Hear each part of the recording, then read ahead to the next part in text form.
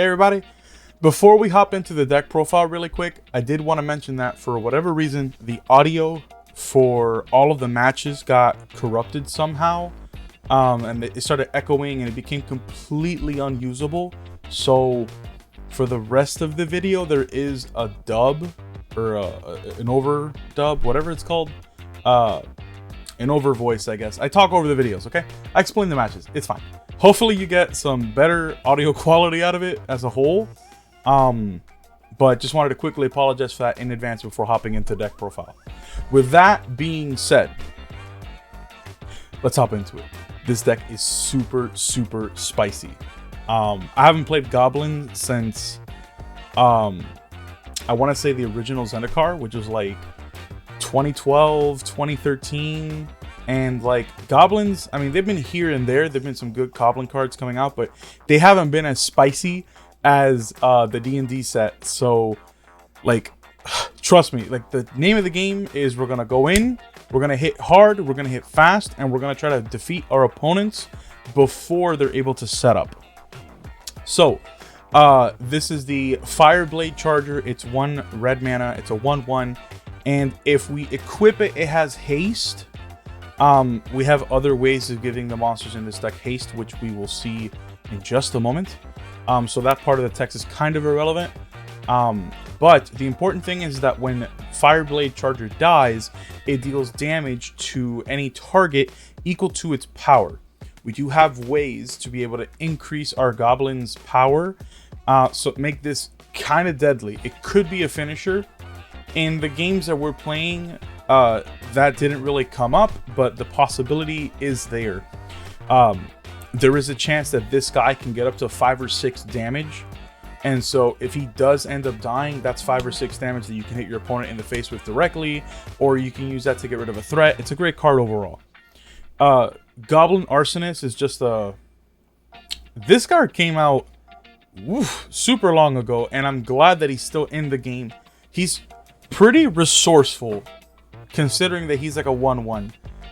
But yeah, the main thing is just when he dies, he deals a damage. Him by himself is a great first turn drop because you're able to drop him, and then if your opponent attacks, you could block, and it'll kill any 2/2. Obviously, you know, that has indestructibility, but it'll kill any 2/2. And since we can pump him up, your opponent is not going to want to block him, because if he dies, that's an extra point of damage. And if he does get blocked, then he can just deal the damage to the opponent or deal the damage to one other creature. Goblin Javelineer. Love the artwork for this card, by the way. It has haste, and if the creature is blocked, it deals 1 damage to the creature blocking it. It is nice because the 1 damage happens at the moment of block, not when damage is dealt. So if the opponent blocks you with a 1/1, then before damage is dealt, this will deal 1 damage to the creature, killing it. The attack doesn't go through, but hey, your Goblin Javelineer doesn't die, which is nice. We got 4 shock. It's just a staple in every mono red deck. We have 4 Battlecry Goblins. So if we pay 2 mana, this guy will give all of our Goblins +1/+0 and haste. So we make a bunch of hasty boys, and we go in and attack. Another thing too is that if you are swinging with a power of 6 or greater, then he will create a 1/1 Goblin that's also coming in and attacking. So one thing to keep in mind with your Battlecry Goblin is that remember that you can activate creature abilities with instant speed. So if we are abusing priority, then what you can do is you can attack with all of your creatures first, pass priority to your opponent, and then if they decide to block or not, then you can activate his ability. And the importance of that is because if you're already swinging for 6, then you can gain a 1/1 Goblin. So if you do his ability before your opponent goes, then the +1/+1 or the 1/1 Goblin actually doesn't get the +1 from his ability. So all that means is just attack, pass priority, see if your opponent is going to do anything or block, and if they don't assign any blockers, then activate the ability. because then the Goblin 1/1 will also get +2. So yeah, just a little tidbit. In one of the games, I misplayed that. It didn't cost the game or anything, but it's an extra point of damage. And in mono red, when we're going in fast, that may make the difference between your creatures dying or your creatures surviving. So yeah, just keep that in mind. Conspicuous Snoop. We're playing 2 of them, mainly because I didn't have any more gold wildcards to make 2 more. But most definitely, if you can find the space to add 2 more, you could probably take out 2 mountains and add the 2 Conspicuous Snoops. Or if you wanted to bring down like a Shock or another one of your little cheap 1/1s down to 2, or just try to find and make space to get 2 more of Conspicuous Snoop, because it's really a fantastic card. Essentially what this does is that you can play with the top card of your deck revealed, and if it's a Goblin, then you can cast it from the top of your deck. It's actually pretty nice because it's a pseudo card draw. There's a couple of games where we have no cards in our hand, and because of Conspicuous Snoop, we're able to just cheat monsters into play. And then if you combo that with the Battlecry Goblin, you can pay 2 mana, give them all haste, go in and attack. So these 2 cards are a must. If you can get 4 of this, I would highly recommend it. We play 2 Goblin Morningstar. You could just take the 2 of these out and put the 2 Conspicuous Snoops. But essentially all this does, it's a 1/0 equip for 2 with trample, but you can roll a d20. If you roll a 1 or a 9, then you just create a 1/1 Goblin. But if you get a 10 or a 20, then it will create the 1/1 Goblin and it'll equip itself to it. It doesn't have haste, but hey, that's why we play 4 of these. It's so important. I can't stress it enough. We are playing 4 Hobgoblin Captains. This card is great. If you swing with 6 power or more, she gains first strike, which is actually super important. I think people underplay how good first strike is, and she's able to survive a lot of combats because of that, and she's pretty hard to kill outside of like a single card removal, but she's pretty good in combat, so we play 4 of her. We're playing 3 Hobgoblin Bandit Lords. He is a lord, and what I mean by that is that he has a blanket effect +1/+1 to goblins. But one of the cool things that he does, it didn't come up in any of the games, but the effect is still kind of cool, is that you can tap him and he will deal damage to any target equal to the amount of creatures that entered play. So if you played 3 goblins, you can tap him, he'll deal 3 damage to any target, including your opponent. So keep that in mind. We're playing 3 Hulking Bugbear. It is a 3/3 Hasty Boy. The main reason this is here is because if you have the Conspicuous Snoop, you can definitely sneak this into play from the top of your deck. Your opponent never sees it coming, even though the card is face up. And he can sneak in for quite a bit of damage. We're playing 2 You See a Pair of Goblins. This came up more frequently than what I thought. And in hindsight, I may want to add 2 more of these, maybe take out the Morning Stars, because the +2/+0 at instant speed becomes real harsh. I think we won 2 games because of that. We were able to sneak this in and deal 8 damage in a single turn. We're playing 4 Shutter Skull Smashing. We don't really need to go too deep into this. The card's kind of oldish right now, but hey, it's still great. Instant removal. And it's a land if you need it. We're playing 2 Castle Embereth. Hello, can we stay on it? Thank you. The +1 on this is actually pretty relevant too. You can combo this with your Battlecry Goblin. But this is a little better. You save a mana. But still, if you don't have it, you have the Castle Brig. You can activate it, get the +1. Yeah, it's pretty nice. The Den of Bugbear is actually pretty cool too.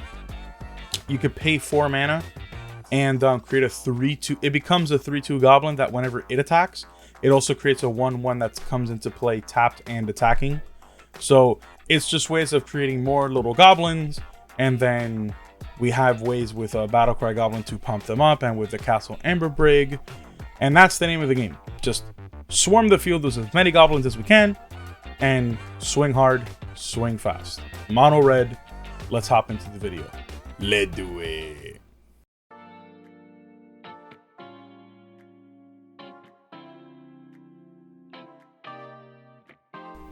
Alright, so let's hop into this first game. And if I'm not mistaken, I think we end up keeping the first hand here.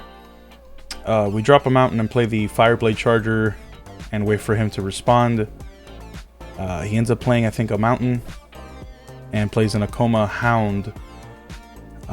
So luckily we have a way to deal with it. But the problem with Akoma's Hound is that the more lands that he drops, the deadlier that it can become, because it gets a +2/+2 every single time he drops a land. And with this Fabled Passage here, he's able to get a forest, which, yeah, makes him like a 4/5 or something like that. Which, I mean, it's fine. We can afford to take the 5 here. We can shock him on the following turn.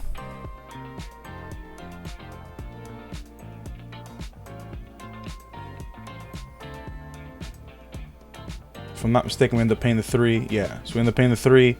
We shock his Akoma and then drop the Hobgoblin Captain. And then taking him in for 4.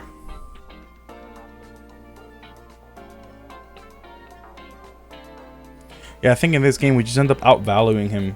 Like, he doesn't end up getting anything past, I think, the 3rd or the 4th turn. He just scoops. So here we go ahead and we swing for 9, or 10, sorry. And I think he just quits here.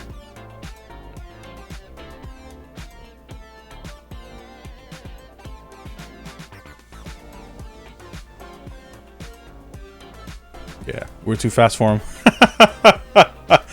Yeah, this is a cool one. Alright, and hopping into the second game here. We're up against Plains Raider. Love, love, love that Gideon Jura artwork. I end up staying with this hand because it's actually pretty destructive, I'm not gonna lie.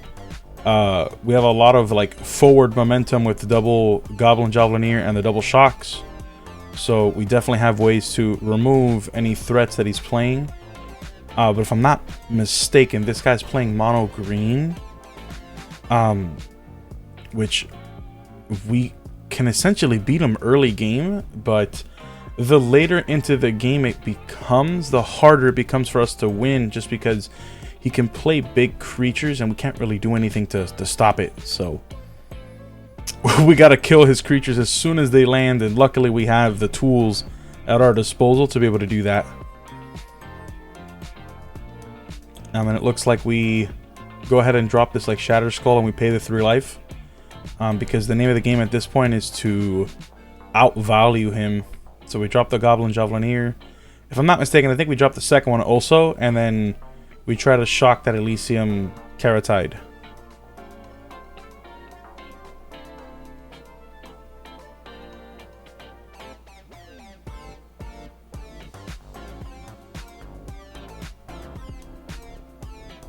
Yeah, we're going for big damage. See what he does. And I think he plays a spell here to give his Elysium +1/+1 to try to block something. And his mistake here was that he did it when I assigned attackers. If he would have just waited until I passed priority back to him for block, then he would have had the opportunity to at least block an attack. But because he waited for me to pass priority on assigning attackers, his creature died and I still got the damage in, so good for us. Just make sure you understand how priority works and when you can do things, because it may bite you in the butt. Goblin Morningstar, and we get an 18 here too, which is nice. So we get a 2/1 and we can go straight in for damage. He tries to block the Conspicuous Snoop here, but we're able to kill his Pack Hunter with our shock. Unfortunately, we lose the Snoop in the trade, but we're able to bring him to 10.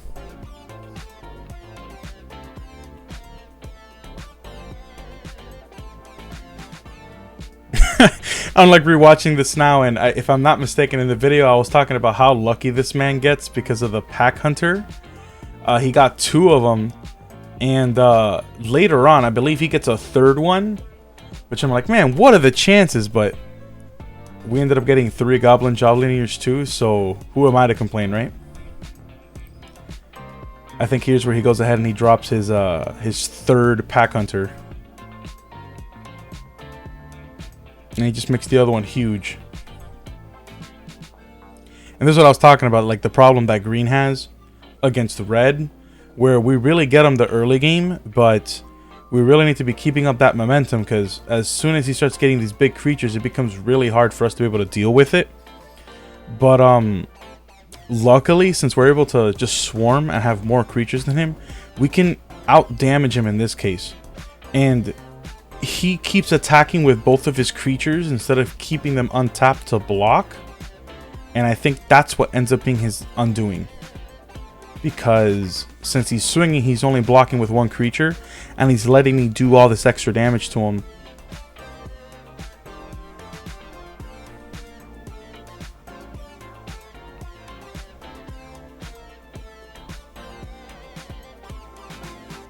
That was a good move by him. He ended up taking out the Goblin Javelineer before I was able to assign blockers. And it's one of those things, like I was saying in the deck profile, that people don't want to target that Goblin Arsonist for whatever reason, because they don't want to take the extra damage. But in this case, we end up dropping this Hulking Bugbear, and because he only has 1 creature to block, he can either decide to block one of those 1/1s and take 5, or block the Bugbear and take 3 anyway. And you can see me celebrating there just because I knew that I had the game won. He had no cards in his hands. He had nothing he could do. Yeah, this is a good one.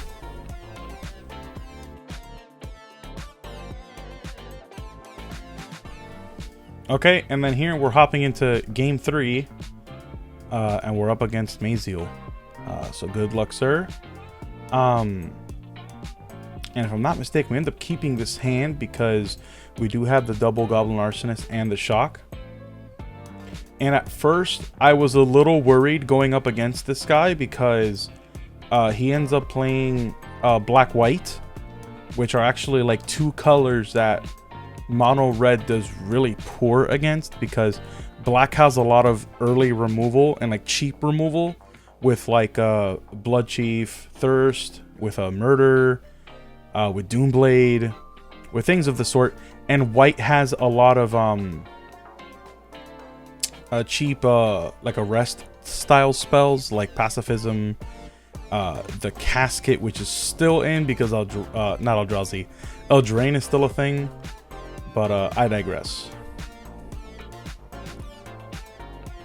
We saw earlier that Goblin Arsonist putting in some work, taking out his Liliana Stewardess, which I was mentioning in the deck profile that it's nice because it's able to block for 1 and then hit for 1, so it's able to take out 2/2s even though it's a 1/1. So it's nice. And he's playing like this weird I draw cards and take damage, and he's forcing me to draw cards. But if he doesn't drop any creatures, then we can just go for face and kill him before he's able to really kill us with the 1/1s.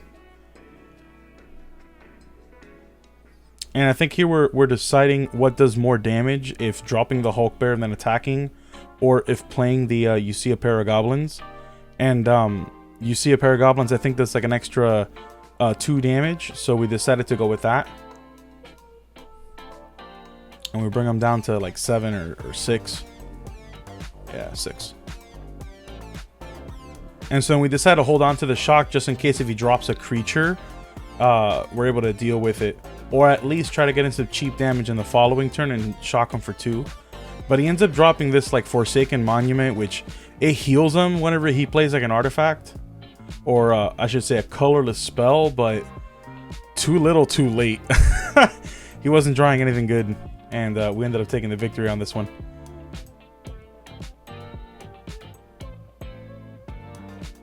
Yeah, here we're just analyzing because even if he drops something, we had enough damage regardless if he dropped a creature or not.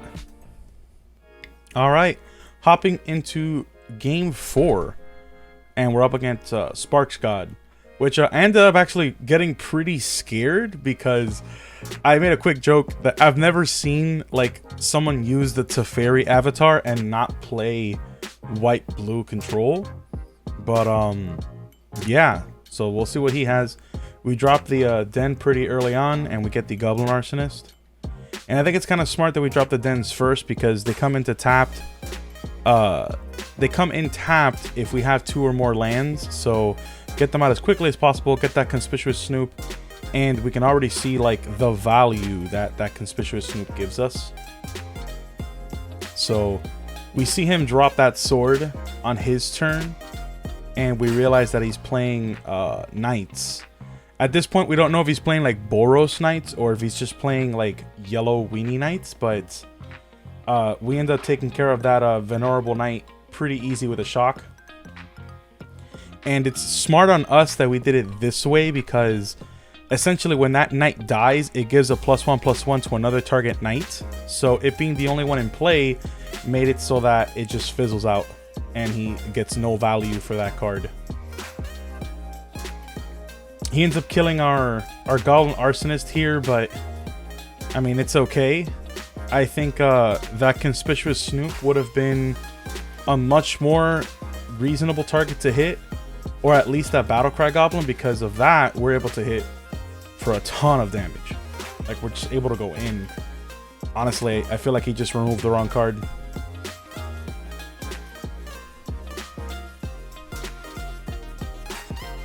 Yeah. Those 2 knights ain't gonna do shit. Because now we can just attack and then give everything +2/+2.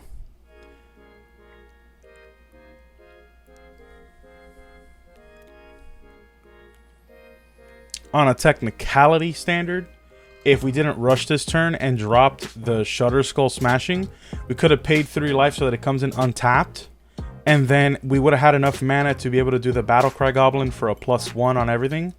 And then the UC Goblins for a +2. So everything would have had +3.